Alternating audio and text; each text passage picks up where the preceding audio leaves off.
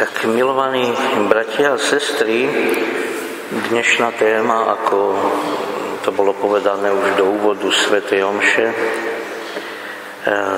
nesie názov Zasvetení, skrytí pro-life bojovníci.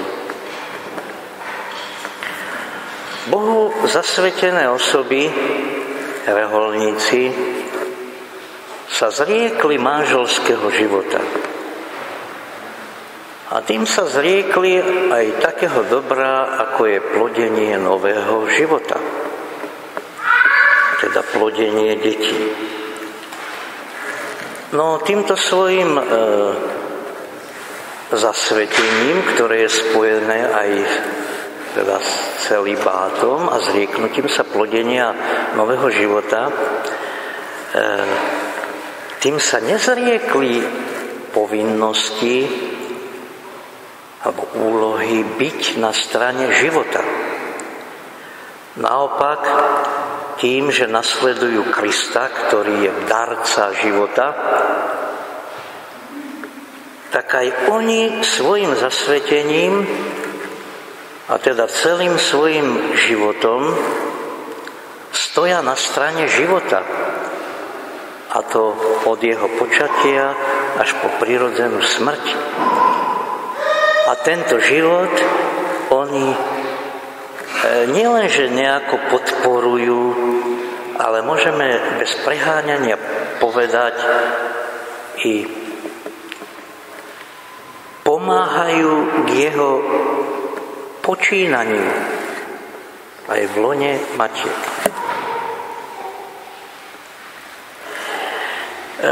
Túto svoju podporu ľudského života vykonávajú dvojakým spôsobom. Či už verejne, alebo skryto. Tak verejne. Verejne to môžu robiť, alebo aj robia cez rozličné vonkajšie aktivity. Tak často vidíme, keď sa poriadajú aj nejaké pro-life akcie, ako napríklad bol pochod za život, tak jednoducho tí zasvetené osoby tam boli nielen prítomné, ale zrejme sa aj spolu podielali na jeho organizovaní a úspešnom priebehu.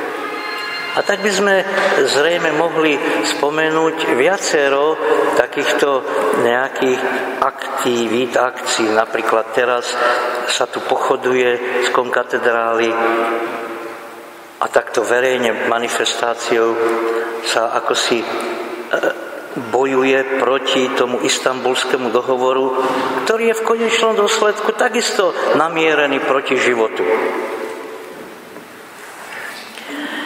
Ďalej je to vyučovanie náboženstva. Koľko sestričiek, ale aj reholníkov, či už laikov alebo kňazov reholných, vyučujú napríklad náboženstvo v školách. Že? O tom by teda sestričky vedeli hovoriť. Však neviem, čo bude dneska sestrička hovoriť, ale teda mnohí takto veď už vkladajú informácie do tých malých detí, ktoré sú naladené pro-life, pre život. Alebo slúžia v rozličných ústavoch. A ja som ako tajný reholník, ešte nekňaz, slúžil v ústave pre telesne postihnutú mládež. A dovolte, aby som letecky povedal o jednom dievčati, ktoré malo vtedy 11 rokov. Dneska má 41 rokov a je to manželka a aj matka už 10-ročného syna. Lenže keby ste si predstavili, z akých podmienok prišla, čo sa týka viery, a potom, akú má chorobu, aký má postih, má kvadruparézu. To znamená všetky 4 končatiny ochrnuté. Nikto by nepovedal o nej, že ona je schopná porodiť zdravé dieťa. Bolo to kedysi aj medializované pred 10 rokmi, keď sa ten chlapček narodil. Markíza sa o to zaujímala, Jojka. A keď sa jej pýtali, a kto vám nejakú tú sílu alebo takto dal, tak ona povedala, že jeden kňaz. Ja som vtedy ešte kňazom nebol. To dieťa chceli zabiť v jej lone, keď sa počalo. Lekári hovorili, že bude mať Downov syndrom.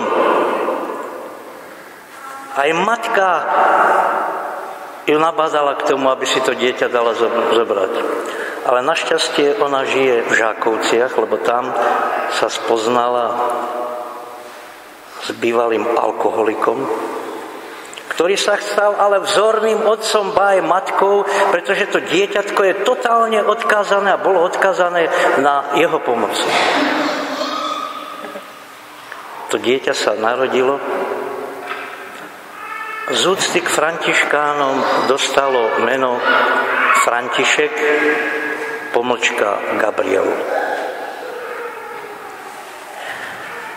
Ona, keď hovorila, to je zázrak, ale ja som jej povedal, nie, to nie je zázrak, ty si len dovolila Pánu Bohu konať normálne veci, ktoré on normálne koná, keď sa mu nekladú do cesty prekážky.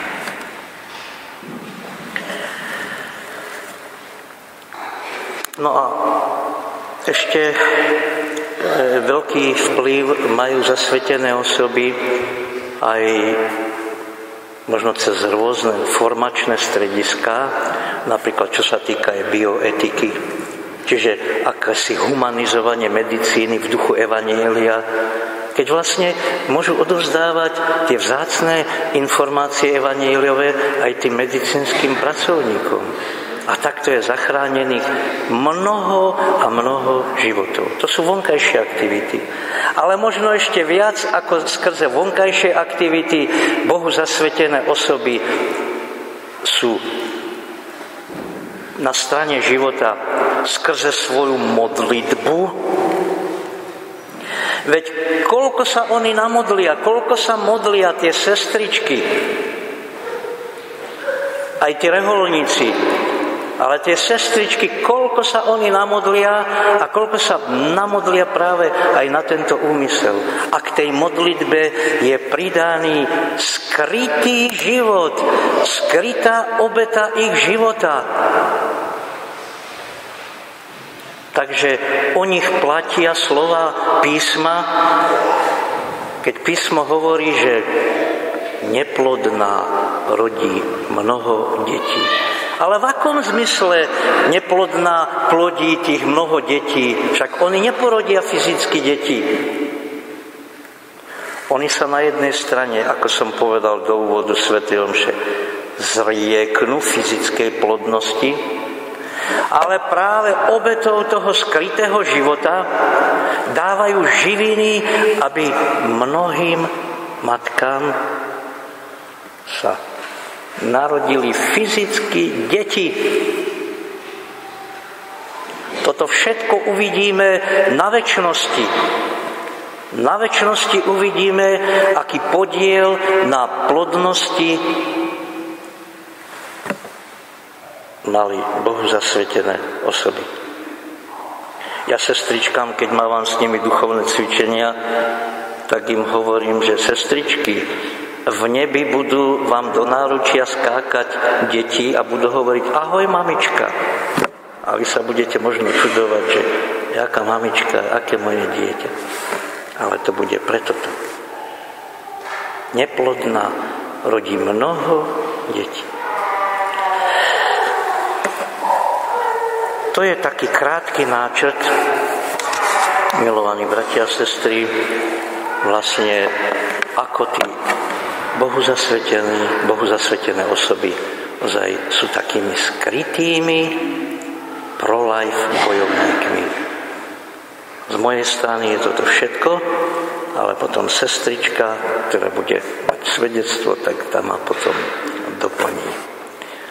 Tak dneska aj sa modlíme za mladých ľudí, aby sa dokázali rozhodnúť pre zasvetený život, lebo to nie je život premárnený, to nie je život neplodný, ale to je život, ktorý môže byť skutočne plnokrvný a plnoplodiaci.